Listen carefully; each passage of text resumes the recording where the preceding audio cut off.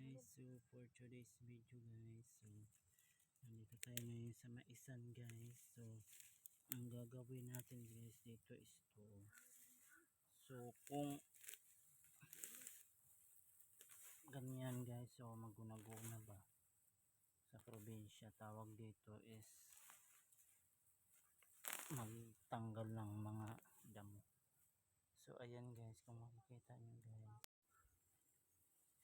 so guys, ganito lang yung pagguna guys. Kung makikita nyo, kasi tatanggalan natin ang damo yan dito sa ano, ayan o. Kung makikita nyo yan, tatanggalan natin ang damo yung mga mais. Ito yung mais. So kung kita nyo, marami kasing damo. So kailangan natin siyang tanggalan ng mga damo-damo. Yan, tulad niya.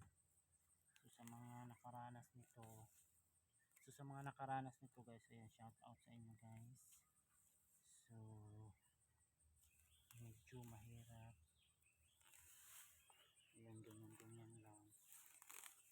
Kasi mas pa yung tinanim ay yung tinanim isa sa tinanim.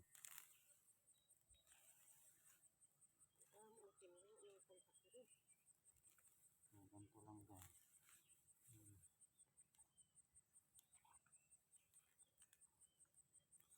Medyo makangaray lang sa kamay.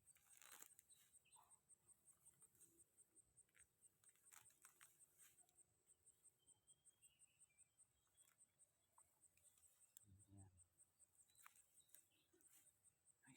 So lipat tayo sa kabilang way, right of way sa dito nila. So dito tayo sa Mahandong. Mahandong kung tawagin.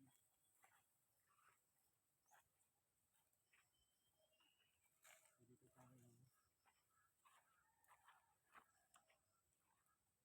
So kung makikita nyo guys, ito yung mais. So, diba, mas marami kasi siyang tumubo. Ayan, lima.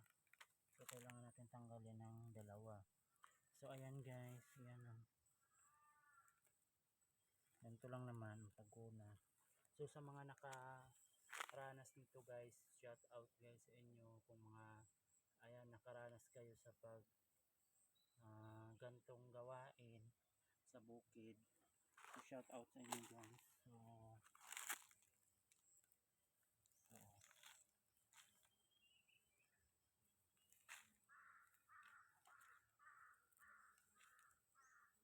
tapos gaganyan naman din guys, yan, para mas mataba yung mais. So ilan minutes na yan, mainit naman siya guys. So kailangan natin dito naman sa lilim lang, pili-piliin natin yung malilim. So kumbaga tapos na tayo dito naman tayo sa kabilang.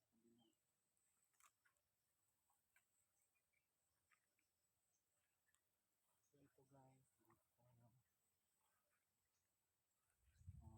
tapos si mamay naman dito. Tama na si mamay naman.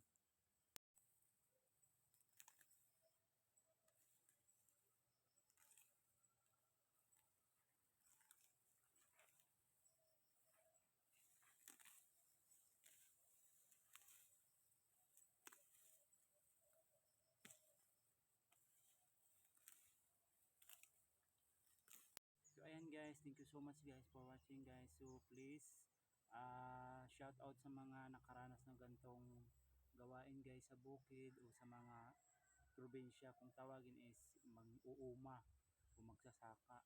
So thank you so much guys for watching guys. So please support my Facebook account and my YouTube. So follow and likes, comment and share. Thank you so much guys. Bye.